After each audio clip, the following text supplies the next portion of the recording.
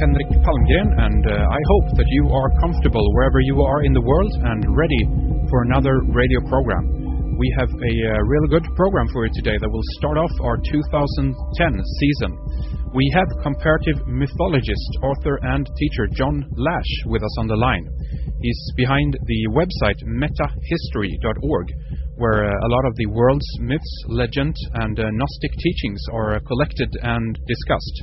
I'm sure that you've listened to our past programs that we've done with John. If not, I recommend that you go into our archive and tune in. As you might know, John is the author of Not in His Image, Gnostic Vision, Sacred Ecology, and the Future of Belief. We have some very interesting topics lined up for today's program. We are going to talk about basically the mysteries, Gnosticism and mystery schools, and also connect this with the globalist elite.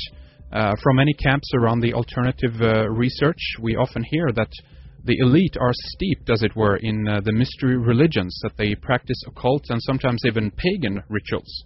The question, of course, is this true? Can this be specified further? And this is what we're going to begin to talk about with John here today.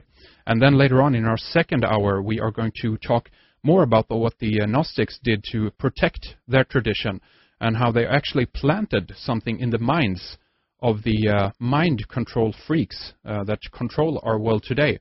And this is something that John elaborates on, actually will sabotage their plans, basically. This is actually related to the immediate future as well, if you will, then the 2012 date. So we have a full set of topics here to discuss further on today. So with that, I'd like to say welcome back to Red Ice Radio, John Lash, and thank you for coming on the program again. Well, thank you for inviting me. It's a pleasure to be with you, as always. I think it would be really good if we can set the stage a little bit, as it were, first here, John, and address the presentations that you've done on the mysteries, Gnosticism as well. This is something that you wrote about, of course, in your book, Not in His Image, and then, of course, we can go further into this and connecting it with your views on the global elite, basically where things are heading, and some of the, I guess, then misconceptions about their involvement with the mysteries, these illuminated societies and their use of the occult and Gnosticism. So, if you will, John, tell us a little bit about the mysteries and what you mean with the mysteries in regards to your writing and research, John. Well, the mysteries, as you know, have been one of the primary subjects of my work.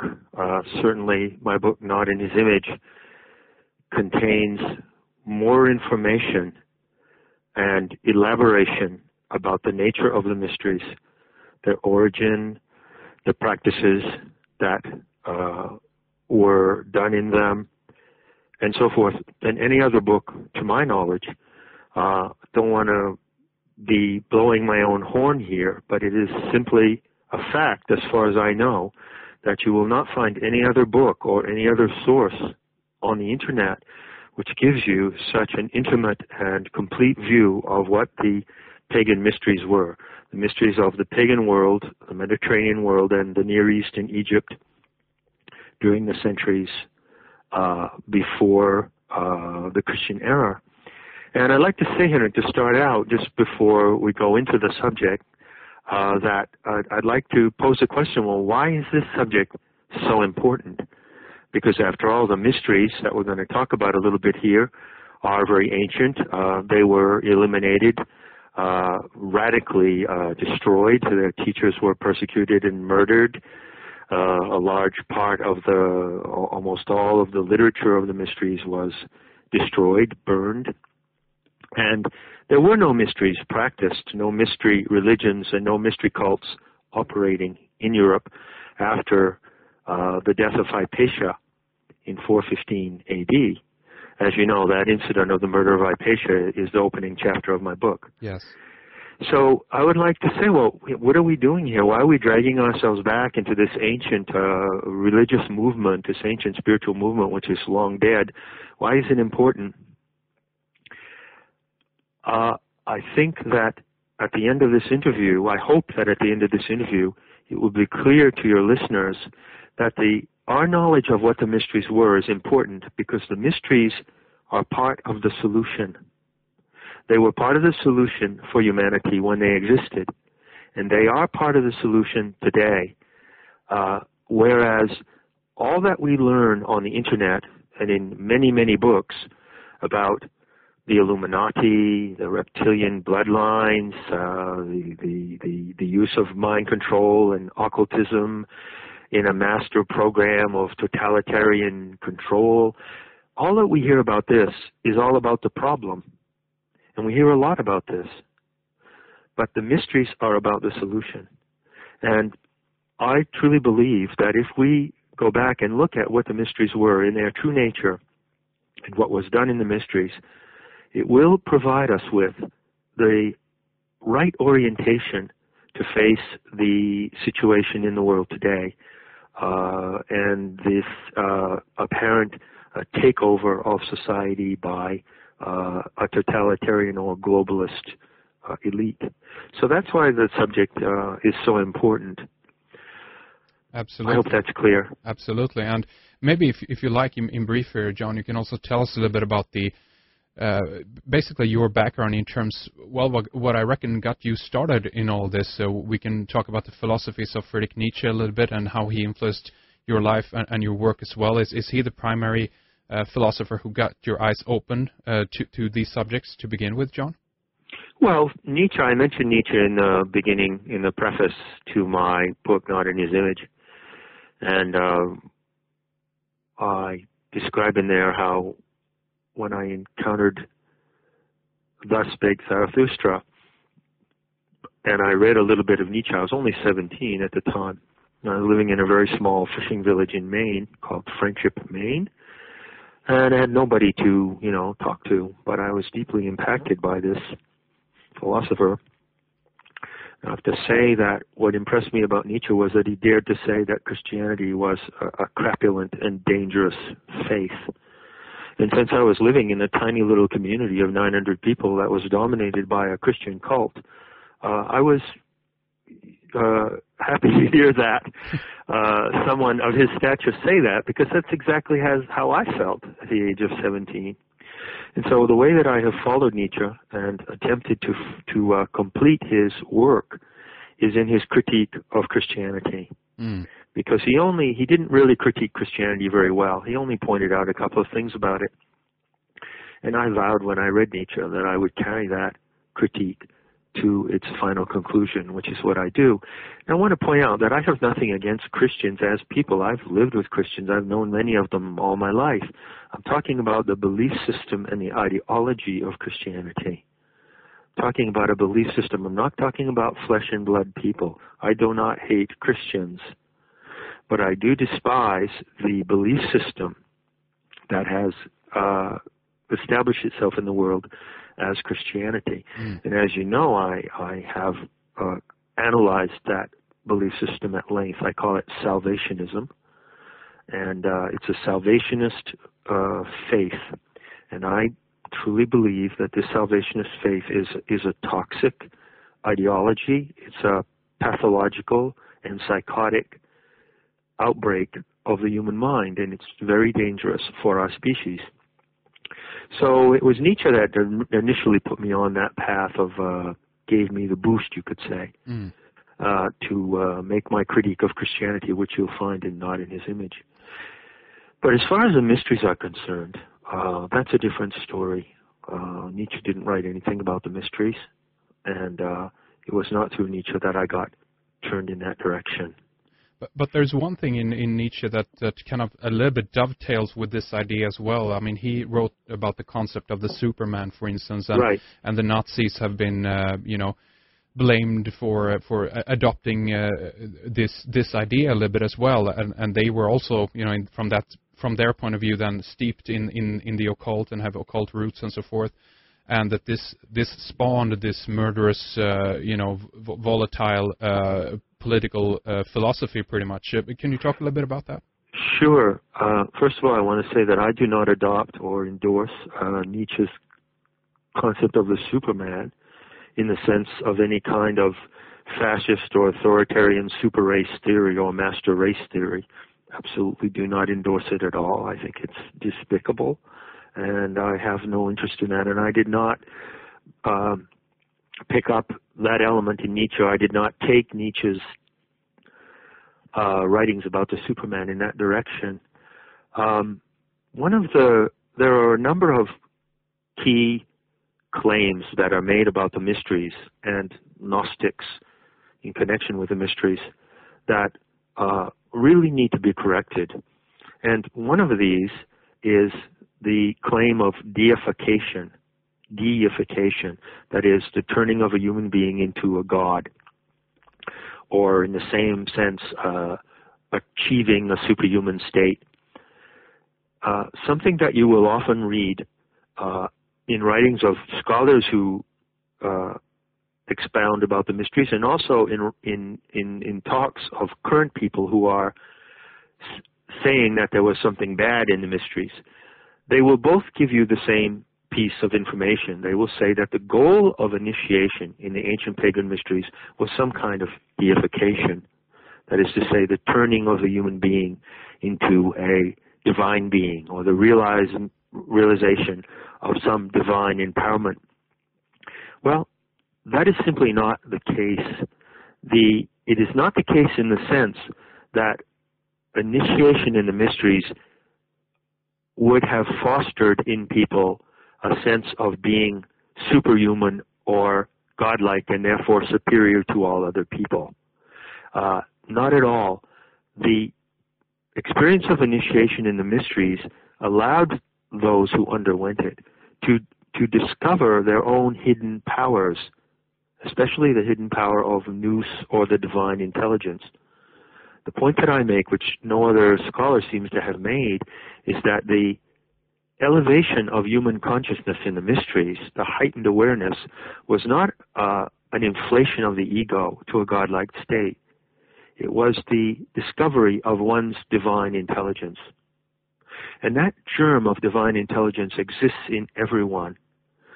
The mysteries were an egalitarian movement. It's totally wrong to assume that they could have been the incubation tanks for elitist power freaks. It's totally wrong. There is no historical basis for that. That is a completely unfounded claim. As a matter of fact, history tells us that the mysteries were open to all people. They were open to everyone of every age or every class. Slaves could participate in the mysteries as well as emperors, and they did. So the mysteries were egalitarian, and they did not have at their heart any kind of agenda that can be remotely compared to an Illuminati, fascist, totalitarian control scheme. That is entirely false, and I would challenge anyone who has made that claim, for instance, David Icke, to come forth with the evidence that that was the case. When you go into the evidence that exists historically about the mysteries, you will find that they were not at all of that character. So that's one of the things that's concerned me lately, and we talked about this before the interview, is that you find this claim coming up more and more as people are exposing the agenda of the globalist elite, which I'm totally in favor of. At the same time that they're doing that, they're saying, oh, and by the way, don't you know that the ancient mystery religions were the source of all occult practices, and it was in these movements that the forerunners of this globalist elite learned their sinister game. Absolutely and totally wrong. And that's a very serious error to make, because as I said at the beginning of this talk, the mysteries are part of the solution. They are not part of the problem. And so if we contaminate them by association with the solution, I think we're going to be making a very serious error there. Okay, well, there's a few points here then that we can talk about right away. If you look at the, basically about the expansion of the Roman Empire, again, a lot of researchers are drawing the connection between the Roman Empire and Christianity when we have the Christianization with the Constantine and so forth of the Roman Empire. Right. And then to a lot of researchers, the Roman Empire has a history in pagan religion. What can you say about that? Many people would then say, "Oh, look at that! That's evidence that the roots of the whole project here that began are actually pagan in their origin." Yeah, well, Christianity through Constantine, and I have a comment about him coming up here in a minute. Christianity through Constantine, who effectuated the marriage of Christianity with the Roman state, has nothing to do with the indigenous paganism of the Roman people, the inhabitants of the empire. The inhabitants of the Roman Empire were many different nationalities: Italian, Spanish, or Iberian, Greek, even the Brythonic peoples of the British Isles, as you know, came under the Roman Empire. The Roman Empire was a vast organization, but the populace of the Roman Empire were pagans. And when Constantine, was the first Christian emperor, right? Constantine was about as much of a Christian as George Bush, Yeah. That's the kind of Christian he was. Even his official historian, Eusebius, said of Constantine that he wasn't sure that his conversion was an act, a political act, or whether it was genuine. Right. But in any case, it had to be portrayed as genuine because you have to write a good story about the people who are in power. I mean, even the historian who gave us that story of Constantine's conversion is admitting bald-facedly how phony it was. The purpose of that story was so that there would be a nice, pretty conversion story to convince people that there was something authentic at the basis of the marriage of the Roman military empire and Christianity. The Roman military empire merged with Christianity to become the Holy Roman Empire. But the paganism, the indigenous paganism of the people who lived under the Roman Empire did not merge with Christianity at all. So you have to make that distinction. And do you think it's therefore today that we have a lot of the pagan blend, if you know what I mean, with Christianity? In that sense, we can look at the winter solstice celebration. It's very kind to call it a blend, Henrik. It's just a pure ripoff. One remark that I found quite alarming occurs in the beginning of this film called Esoteric Agenda, which is an expose in some respects of the Codex Alimentarius. And one of the remarks, I think this film is done by someone called Ben Sherman. Ben Stewart. We have had him on the program, actually, yes.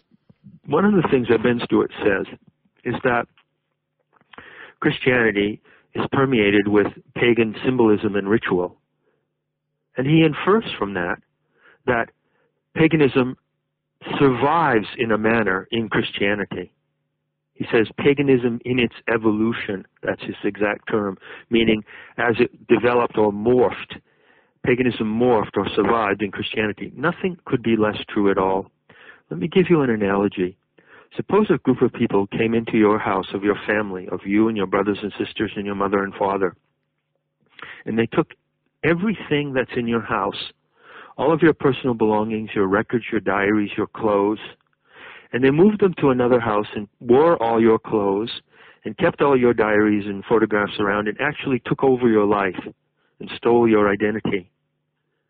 But they could not actually live your life, could they? No. It would be a stolen identity. So, likewise, paganism, the true life of paganism, could never be stolen.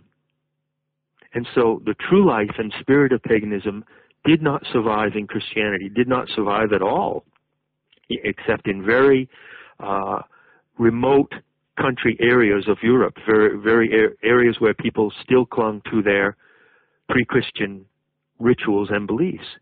What happened was that Christianity simply ripped off the rituals and the symbols of paganism and used them for their own purposes, because it was easy. That was an easy way to get the pagan people to believe that Christianity was similar to what they already embraced. Right. You know? That's the smooth transition, because otherwise, if it would have been too foreign, the people would never have accepted it. They wouldn't let it into their lives. And they would have rejected it, and they did reject it. Mm. You know, a great part of the pagan world for centuries, let's say that the rise of Christianity began actually with the Zadokite cult in Palestine around 150 BC, before the supposed historical Jesus.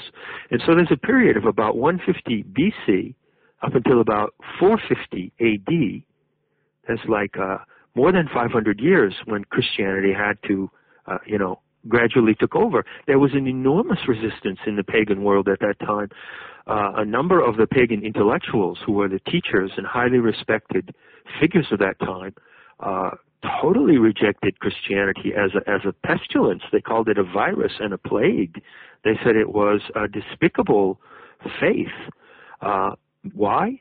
Mainly for one reason, which I've pointed out in my book. Christianity glorifies the redemptive value of suffering. And that is totally contrary to pagan beliefs. A pagan will define later on, maybe at more length, what I'm calling a pagan. But a pagan is a person who does not believe that human suffering has a divine purpose. That is a very perverted idea from a pagan point of view. So there's great resistance to this belief system of Christianity and to the supernaturalism of the Messiah. There's no Messiah in any pagan religions. There's no equivalent to the Messiah. I have to say that, unfortunately, some comparative mythologists, apart from myself, who are highly respected in this world, have led people to believe that, the Christian Messiah, Jesus Christ the Messiah, is similar to other figures in pagan religion or pagan culture, such as Balder in Norse myth or Angus in Celtic myth. This is a false parallel.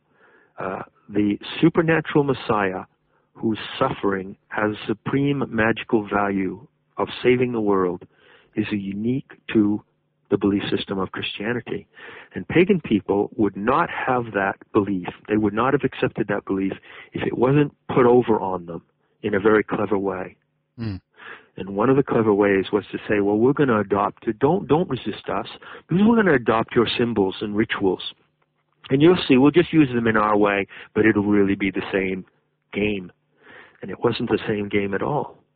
And at the very same time that the early Christians in Europe adopted and co-opted pagan symbols and rituals, they were ferociously busy eliminating the pagan tradition of books and learning and destroying the mystery centers and persecuting the leaders of those centers. So they played that double game. Well, that's a good point. I wanted to ask you about that then, if you believe it's true that the Roman Empire and through them and through the military empire that you mentioned, basically they started the execution of the Gnostic people. They killed people who had the knowledge from the ancient world, and in one sense they might have extracted it for themselves, or it might have been lost, as it claimed in many texts and so forth, that the literature and so forth was burned and all was lost. I still think that some amount of that knowledge was taken into the top echelons within the Roman Empire, but that's difficult to say. But basically, would you say that they started the execution of the learned elders, as it were? Well, they certainly did, and there is historical evidence of that. And the might of the Roman Empire, once the empire was turned, but was united with the new religion, some of it was directed toward the persecution of paganism. Paganism and pagan rituals and beliefs were ruled forbidden on penalty of death already around 385 AD. And why would you need to do that? Yeah. But ask this question: anybody out there who believes that Christianity was originally, or in any sense still is, a religion of love, then wouldn't you say that coexistence is essential to love? Yeah, of course. That coexistence would be one of the first proofs of love. That if you carry love in your heart and you carry love in your relation to other human beings, that you would show them an attitude of coexistence. Isn't that reasonable? Well, when you look at the historical record, there is absolutely no record of early Christian ideologues or converts wanting to coexist with pagans or with the leaders and representatives of the mystery schools. They did everything they could to eliminate them, and in many cases, Henrik, they didn't need the force of the military force of the Roman Emperor to do that. The monks, who were early monks, who were created who were converted to Christianity, were like stormtroopers. And one historian describing the takeover of Egypt by Christianity actually uses that term. Says that the Christian monks were so fanatical they were like stormtroopers. They went into the ancient sanctuaries of mystery knowledge in Egypt, the temples of Luxor, the temples of Dendera, which is close to Nag Hammadi, and the temples of Memphis and around Cairo, and they fanatically destroyed and burned all these books. It didn't need the military to do it. The religious converts did it themselves. And the history of the rise of Christianity is a history of a cultural genocide of an enormous magnitude. And one of the reasons why we have lost our way in this world and why we have become a species that can be manipulated and controlled by a small psychotic group of our own members is because the mysteries and the wisdom in the mysteries was destroyed, and we lost the foundation of our species vision. As you know, you've read my book. This is the story that I tell in my book. And in one way, the warring monks that you mentioned, we can tie these in together with the Knights Templar, then, and the Knights of Malta, and these various group who were performing during the Crusades as well. But there are earlier versions of this as well. Absolutely. This business of the long-term history of these secret orders and the Masons and the Illuminati and everything is very, very complicated. And I'm afraid sometimes that we might get a little lost and too absorbed in that. Again, that's all part of the problem, I think we know enough about the problem now, since we can never know enough about the problem, but I think we know as much about the problem as we need to know to start putting the solution together really fast. And one of the things that I would say is that whenever you have military orders and secret orders, you're not talking about the mysteries or anything derived from them. The mysteries were not like that. They had no military factor whatsoever, and that's one of the reasons why they could have been wiped out. Yes, and exactly. Why they couldn't protect themselves. We had a gentleman called Gary Biltcliffe a while back on the program, and he, for instance, told about the Etruscans, the pre-Roman civilization, and basically how their knowledge of the building of the aqueducts and certain things were basically ripped, by the Roman Empire, and they gained a lot of their knowledge from this allegedly then very, very friendly people, and they had a lot of valuable information that the Roman Empire used in order to expand in the manner that they did.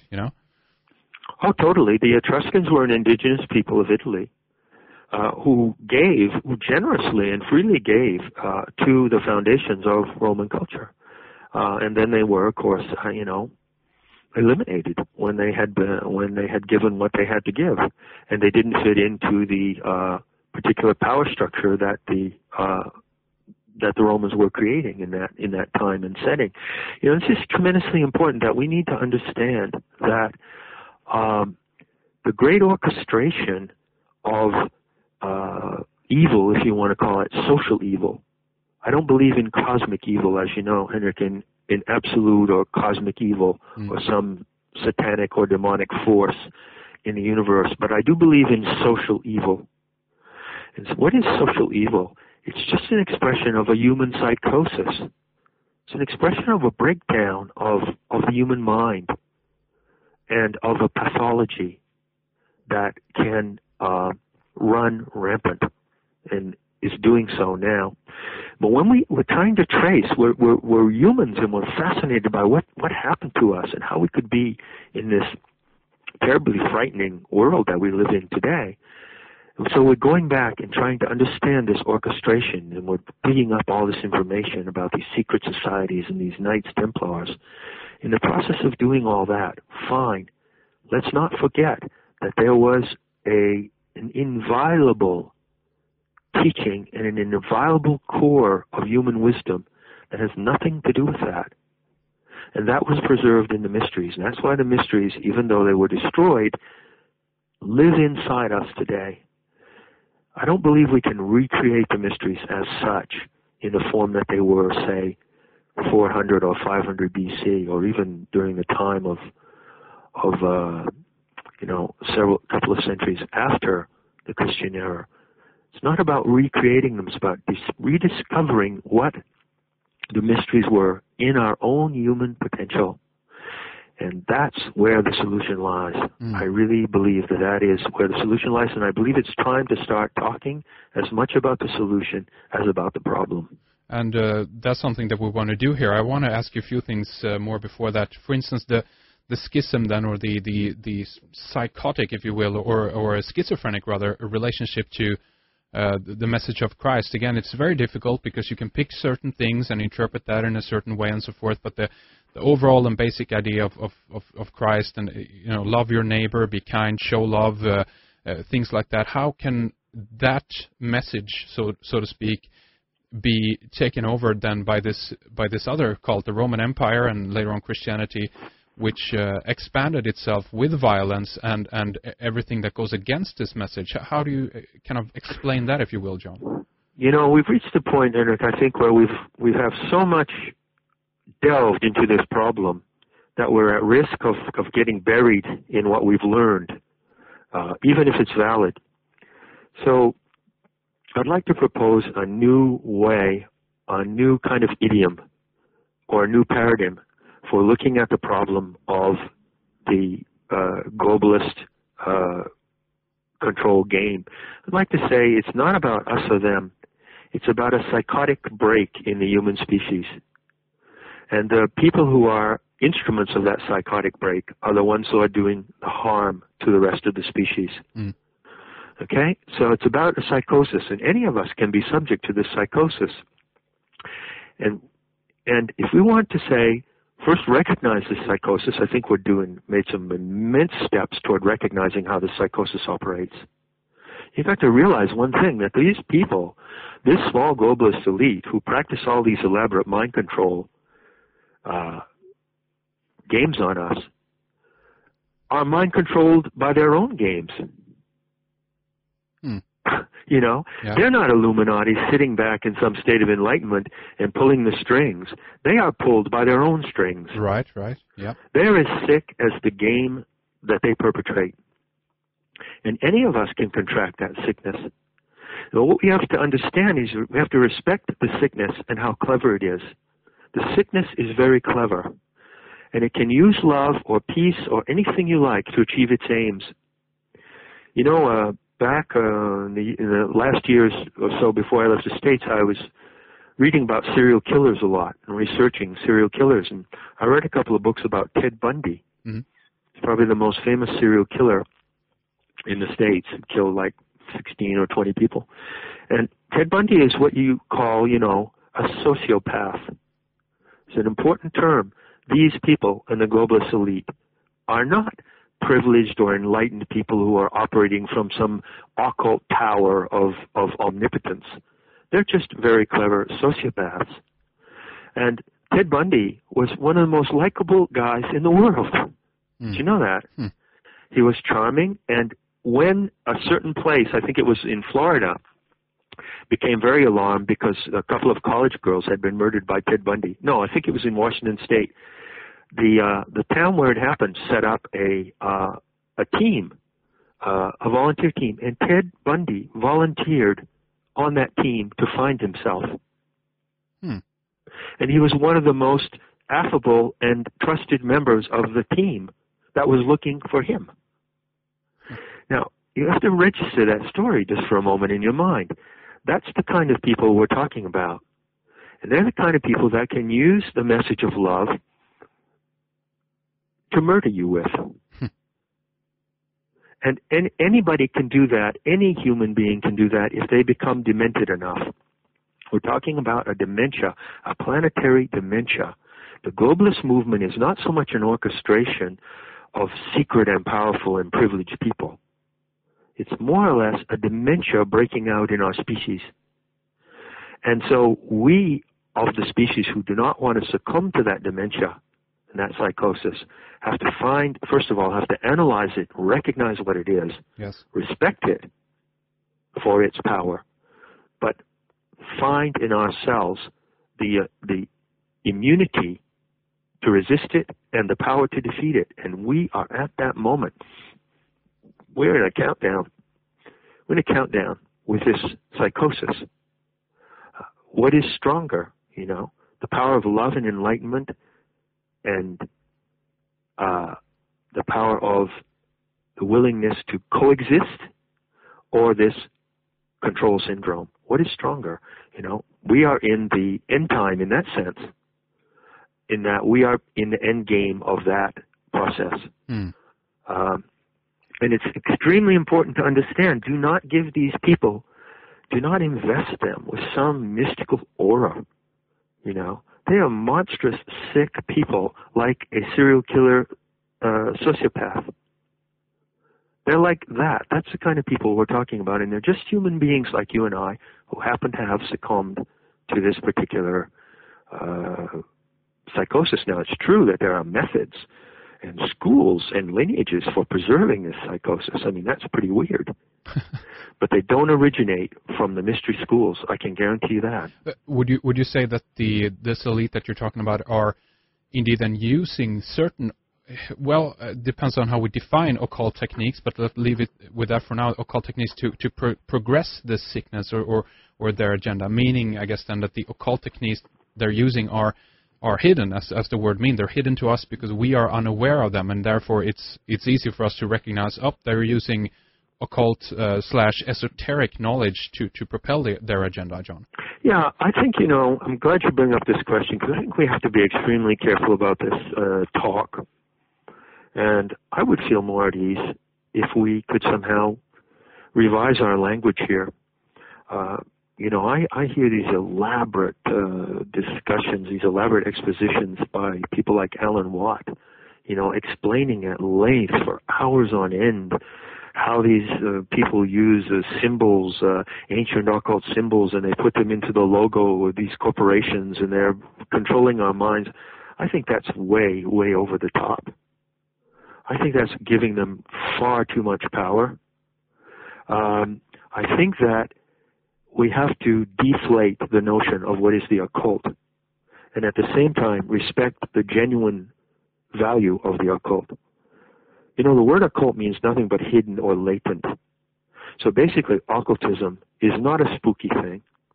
Occultism, which I have practiced all my life, I'm an occultist. What does that mean? Doesn't mean I'm a Satanist. Doesn't mean I use spooky mind control techniques on people around me. It means that I investigate and explore in the rationality and sanity of my mind the hidden potential of human beings. Occultism is about the hidden potential of human beings. And you can say that these globalist manipulators do use occultism in a certain sense, in that they know certain things about the power of suggestion and telepathy, and they know how to manipulate people largely through the subconscious. But any person who wants to make a study, who wants to dedicate 2 or 3 years of their life to studying the subconscious and all the things we know about it now, can learn everything that the Illuminati are using and 10 times more. Yeah. And use it for anything they like. And so to credit them with some kind of preponderant influence over us because of their occult techniques, I believe is entirely wrong. And I'm disturbed when I hear that kind of language coming from people who are genuinely trying to, to expose these perpetrators. But we have to be careful in exposing them that we don't make them look more powerful than they are. Well, that's a very good point, John, in that sense. And do you think that could be part of the game as well, part of the psychosis then, that give the people that the idea, the idea of perception here, that they are indeed this powerful, they have access to certain knowledge that you don't have, and hence, therefore, they will be dangerous, and you need to respect them out of fear for that purpose. Absolutely, Henrik. There's a huge Wizard of Oz factor in the global Illuminati scam.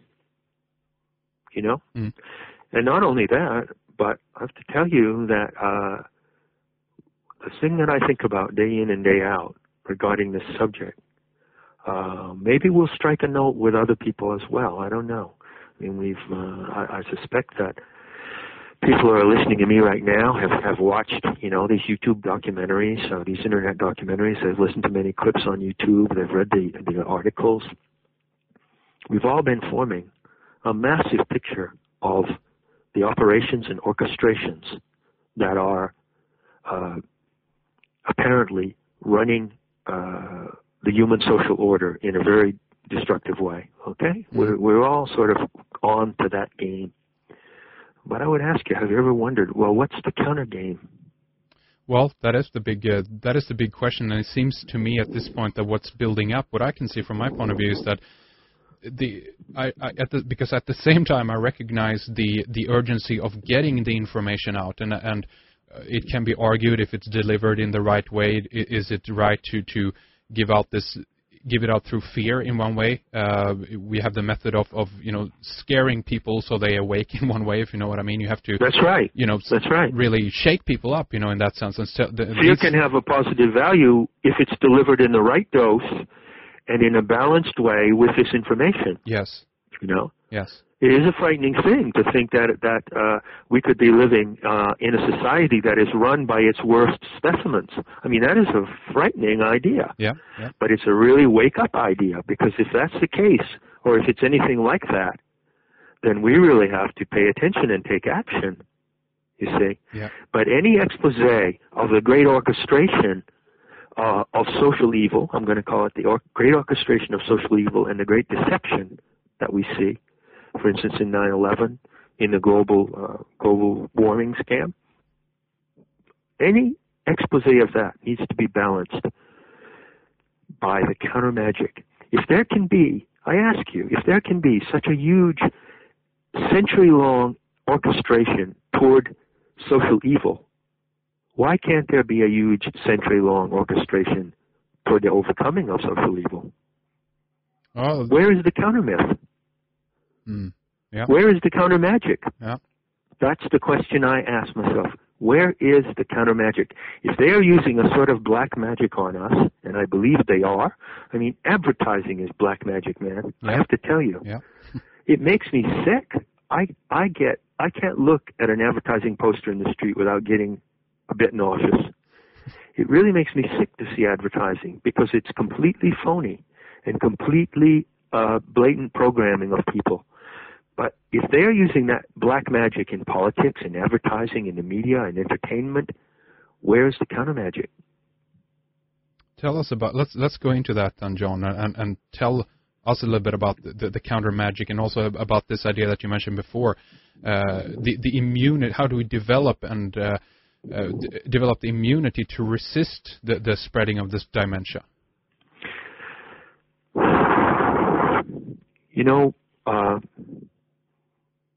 It's been difficult for me to present what I know, because I really don't have any ego invested in it. I don't want to be a cult leader. I don't want to be necessarily famous or recognized or anything. But I do believe that my recovery of the Sophia myths of the ancient mysteries and my disclosure of the practices in those mysteries is a unique piece of information. And I'm sorry that I have to say that myself, but I do have to point that out. As far as I know, it's unique. No one else is talking about this in this particular way. You know that there's been a tremendous amount of things written about the Nag Hammadi writings in Coptic that were found in December 1945 in Egypt. I was born in December 1945, and may have been born in the very week that those documents were discovered. And I have spent a great deal of my time recovering the mystery knowledge in those documents. Well, you can read many books by other scholars about Nag Hammadi. You won't find anything like what John Lash is saying. That bothers me a little because I don't want to appear to ask people to see me as special, but at the same time, I do believe that what I have been developing is very special indeed. Why so? I'll give you two reasons, and this is by way of answering your question about immunity and beyond immunity, about overcoming this black magic on the planet. The practice of the ancient mysteries, of the ancient pagan mysteries, was based on a story, the myth of the goddess Sophia, or the Aeon Sophia, to use a Gnostic term. I'm a comparative mythologist. I've looked at myths from all over the world. I've analyzed every creation myth that you can think of, from the Aboriginal creation myths to the ancient Greek mythology, Japanese, the Hopi, the Inuit, you name it. I tell you, on my best professional opinion, there is no myth of planetary evolution that explains the origin of the human species, explains our relation to the earth, the nature of the earth, the divinity of the earth, the divine powers invested in us, the risk of archontic or deviant powers, that is to say, the risk of a psychosis or schizophrenia within our own species. All of these elements are uniquely described in one story, the story of the goddess Sophia, and not in any other myth. I've elaborated that story in my book and on the website. People can go and read it. It's a story. It's a myth. Why is it so important? First of all, because it's a myth of what that actually describes planetary evolution. It's not a myth in the sense of a fiction or invention. It's a myth that is a poetic and mythological rendition of certain events. And the mysteries were guided by this myth. People taught this myth and shared this myth, and it was the foundation of their whole vision of life. And I believe that this myth is the planetary myth that our species needs in order to pull itself together and to understand its own and realize its own empowerment. The second thing about the mysteries that I have disclosed in my book is what the method of the mysteries was. You know, if you read ancient accounts about the mysteries, one of the things that they say, ancient scholars say this, and also certain modern scholars, such as G.R.S. Mead, who was a theosophist at the beginning of the 20th century, the initiates of the mysteries were the great teachers and educators of humankind. Now just think about that for a moment. And I would like to ask you, if anyone thinks that the current representatives of the globalist / Illuminati control freak cult derived out of the mysteries, then I would ask you, would you consider these people to be great educators and teachers of mankind? Well, in one sense, I would say yes, actually. How so? Depending on how you view it, of course, but I also recognize in the process of these orders and the global elite that are in charge right now, I recognize the problem that they potentially are behind the dumbing down, if you will, of humanity, but also their presence and their actions today spawns people to, or urges people to rise up. You know, it draws something out of us. Without them, the question is if we would have been in the awakening process. A lot of us are in that process. A lot of people still have to go through it. If you go out and ask people on the street, the majority don't even know about all of this stuff that we're discussing today, John.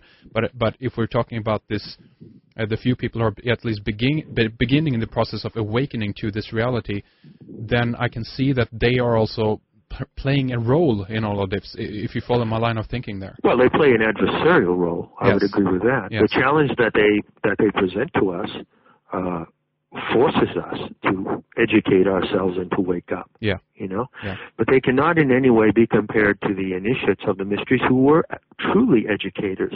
They taught people to read and write. They taught the sciences and the arts. They founded the great universities and libraries of the ancient world. So what happened in the mysteries were largely more like a collegiate or educational system. This is how they operated. And this is not just my opinion. I've documented this. Yeah.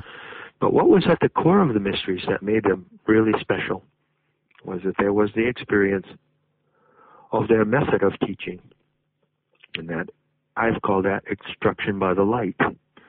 So the ultimate secret of the mysteries that they were people who were initiated were not allowed to discuss publicly was this experience of the light, or the organic light, as I call it. And that experience was the inviolable core of the mysteries. And that was how the mystery initiates themselves acquired their higher knowledge.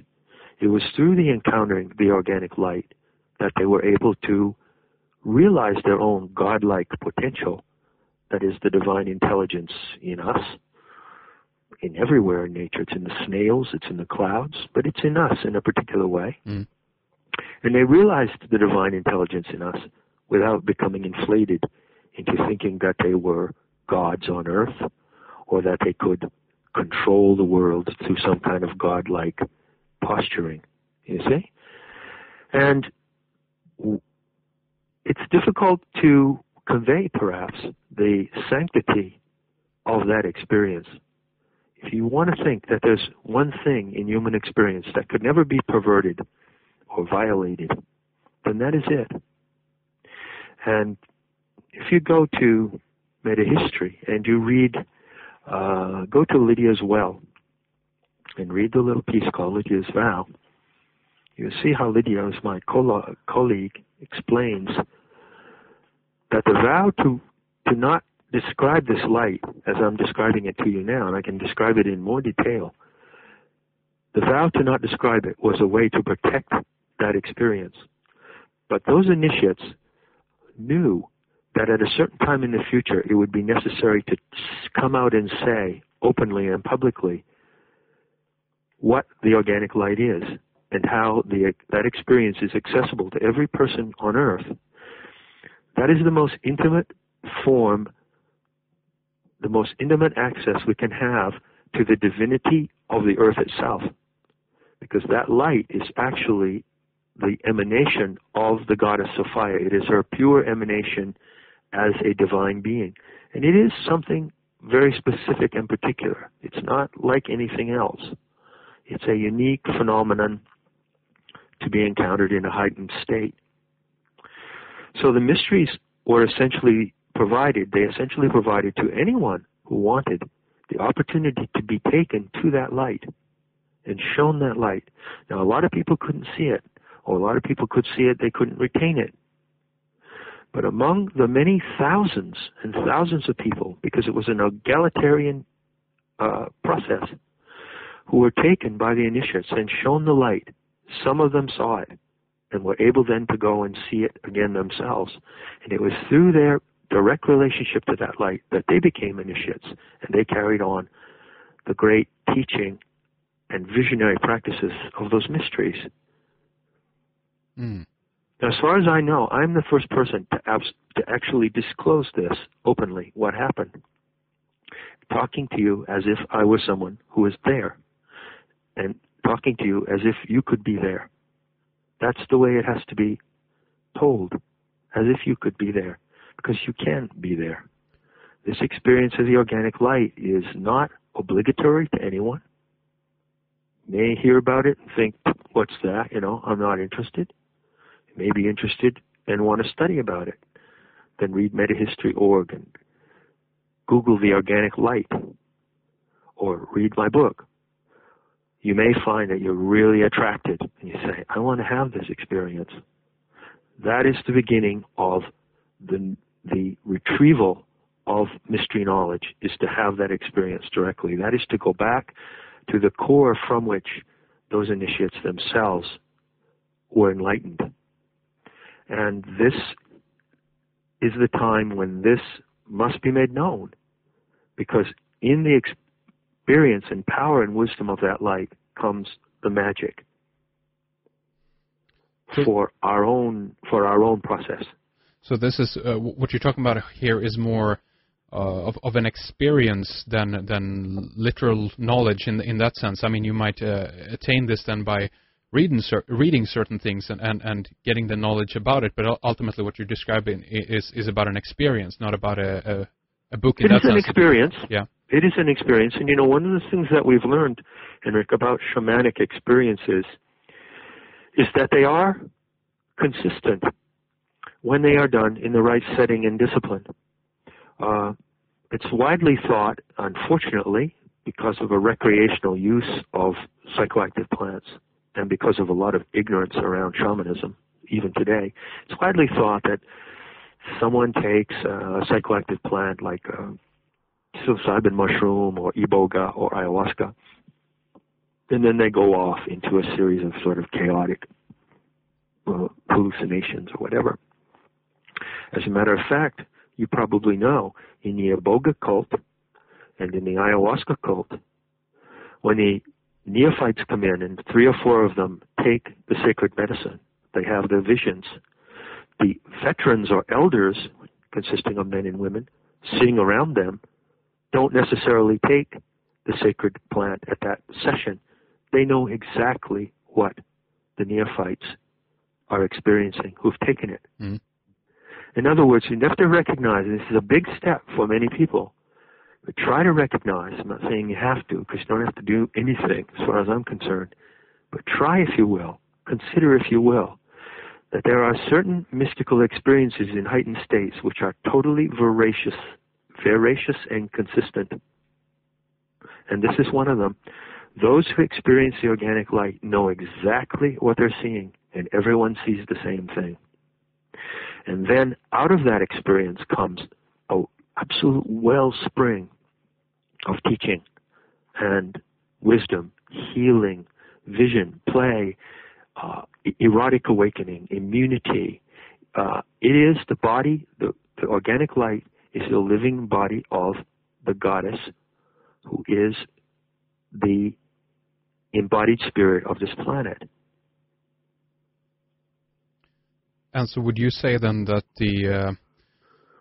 the adversary to this is now then this dementia, this psychosis that you were talking about, that there is a, if you will, then a kind of a battle going on here between these forces, or is this totally external? This is not about a battle at all? It's not about a battle, and I'm glad you brought that up. I really don't think it is, In my book, Not in His Image, there's one section where I quote some Neoplatonic philosopher, I think it's Plotinus, who says that, there's no contest. The sacred allows no contest. There's no contest with the sacred. There's nothing that can compete with or overwhelm the sacred. The situation with humanity is that by having lost touch with nature itself, and then, at a deeper sense, having failed to recognize and perpetuate this meeting with the light, that we have strayed away from our own intelligence. We have strayed away. We have become demented. But the dementia is a mental and spiritual illness that can be healed by contact with the light and by other means. But it's not about a battle.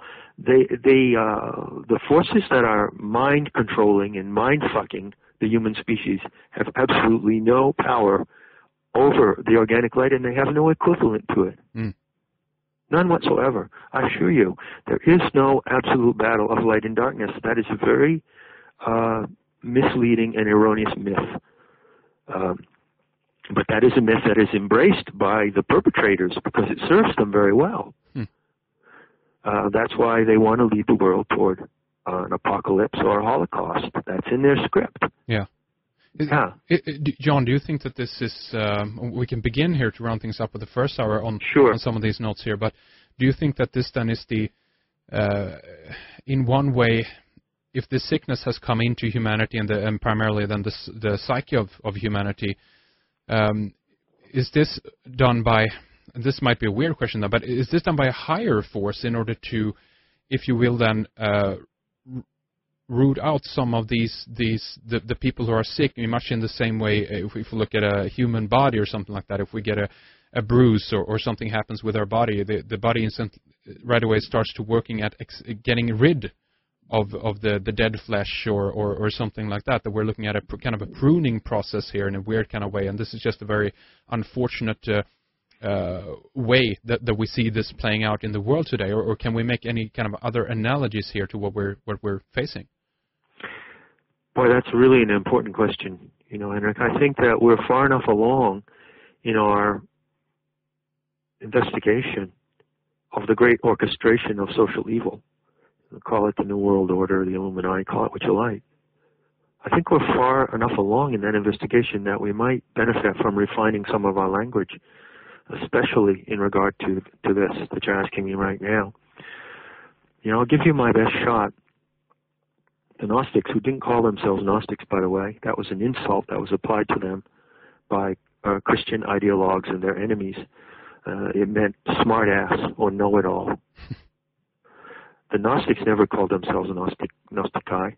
They called themselves Telestai, which means we who are aimed. Yes. We who are aimed. And by that they meant that they were aimed or focused by the story of the divine Sophia. That was their aim. The story guided them in everything they did. Now, the Gnostics warned about what they called plane being the main technique of the archons, or mind parasites. It doesn't matter where you think these mind parasites come from. All that matters is that you would understand the nature of mental parasitism and mental and dementia. And plane means to stray. So the problem is not that there is some great divine plan of retribution here and humanity is being called. We're in this condition of dementia because we've strayed. We've strayed from the place in the evolutionary niche of nature where we can thrive. And when we stray, we become more and more demented. The pagan simply means a person of the country. Paganus is a Latin word. It means country, peasant, country dweller. Mm-hmm. Yeah. Pagans were not Satanists. They did not sacrifice babies or practice human sacrifice. Pagans did not practice human sacrifice. This is a very serious piece of disinformation. I'm not saying that instances of human sacrifice didn't occur in the ancient world. They've always occurred. The pagans were the people who had not strayed. They did not stray. They remained in their ecological and bioregional niche, and they practiced their life in a ritual sanctity and a bond with nature. As soon as we stray from that bond and that ritual observation of our life in nature, we become demented. And we are now reaching the extreme limit of that dimension. But there's no grand plan about it, not that I see. I think that's part of the psychotic mentality of the perpetrators. They wanted to make us think that there's some kind of a plan, and we're not in on it, right? Exactly. Yes, it's about. Well, don't go for it. Exactly, it's about setting yourself outside of that and becoming more of an observer of it, and obviously again then instigate the change that we personally, individually as well, want to see in the world, and don't get involved in that battle, because this will feed more into it, right? We need to inform ourselves of any kind of treachery or deception that is happening in the social order. Obviously, that's a responsibility of any social person in whatever society you live in, Sweden, Spanish, Indonesian. But the change can only come one person at a time. And it only comes from the inside of each person who reconnects and realigns to the earth. Because the earth is our mother source, and it is the source of our intelligence. And all of the healing and vision that we need is in our connection to the earth. And that is precisely what the globalist perpetrators don't have. They don't have that. And what you've been talking about here, John, is basically the story then that outline this process and how in one way we can read about the myths, in terms of this story, and hence get a better idea of what the experience is that you mentioned, that you talked about before. And sure, I wanted to say in closing this session that the myth that I'm, obviously strongly hyping, the myth of the divine Sophia. It's not John Lash's creation, okay? Please be reassured, folks. I didn't invent this myth. I just restored it from the existing fragments. But even more important, consider that this myth is not a totalitarian story that's imposed on you. It's a vision story that inspires and nurtures your own divine understanding, like no other story you will ever find. So, John, tell us then a little bit more about your book here, about your website, and basically if you have any, let's say, one-on-one kind of, basics for people who want to read more about this, where they can go specifically on your website in order to read up on some of this, and if they want to dig further into it. Thanks for asking, Henrik. I just finishing now the revamping of the so-called site guide of my website. So if you go to www.metahistory.org, you get the home page. In the left-hand column, under the face of Kali, you'll see it says Site Guide. Click on Site Guide. I've just revamped it. It's going to be completely done on the 31st, and I'm going to add an audio clip that will be kind of me speaking and taking you on a guided tour through the site, section by section. There are 13 sections of metahistory.org, and with the new site guide, you will be able to see and preview a little bit of what is in each of these sections. And I hope that it will be much more user-friendly than it has been before, because people have been complained about getting lost in metahistory because it's the equivalent of, 10 or 12 books. It's very big, yeah. Yeah, but basically it consists of two parts. One is things to help people criticize and analyze belief systems, especially beliefs about the Messiah and superhuman powers and cosmic plans and things of that sort. And secondly, it contains the Gaia Sophia material, which is the orientation toward our connection, each individual's intimate connection with the divinity of the earth. And that's what the site is about in its totality. Very good. So please go there and just take your time to sit down. I'm going to put the audio clip on as soon as I can. Listen to me, and I'll walk you through metahistory.org, and then you can pick and choose whatever material in the site is relevant to you, what you want to dig into at this particular moment. Very good. And do you have links as well to your book up on the website, John, or do you recommend people go to Amazon for that? Yeah, there's a link to Not in His Image on the website, and you can just find it on Amazon. There's some interesting reviews on Amazon as well. Okay, very good, John. Again, the website here then, metahistory.org. We will have this linked up on redicecreations.com, so you can click through easily from there. The book is called Not in His Image, and here in the next segment here for our members, we're going to further discuss a little bit about the basically that the time is of essence here as well. This is connected with the planetary shift and that something new is on the way in. I'm going to ask John to elaborate further what his interpretation of 2012 is and much more. So I hope that you stay with us here. And same to you, John. Thank you here for the first segment. Stay with us, and we'll be back with more then after this break. That's our first hour with John Lash, and we are in for an interesting discussion in hour 2 for Red Eyes members. With the first hour as a foundation, we continue to talk about the insertion of the idea of the Antichrist figure into Christianity and what function this might carry on a bigger scale. John posed the question of why the Gnostics, or the disciples then of the myth of Sophia, didn't do anything to protect themselves from the persecution and extermination of knowledge. Well, maybe they did, in a way that is related to the idea of the Antichrist. We talk about the New World Order and their plans of control to bring the planet under a one-world currency, a one-world government, and a one-world religion. We talk more about the one-world religion and the presentation of a Messiah figure, potentially in 2012, and who it might be, or at least what it might be coming from. We talk about 2012, why this date, if there's nothing to the planetary alignment of the ending of the Mayan calendar around this time. We talk about Melchizedek, the Baha'i faith, and how the plan might unfold. This is a really interesting discussion with some of John's most recent ideas and theories about the immediate future. And at the end, we also talk about the true name of Gaia, and for those who are curious, how you go about calling out the true name of Gaia. This is connected with the Planetary Tantra section on metahistory.org.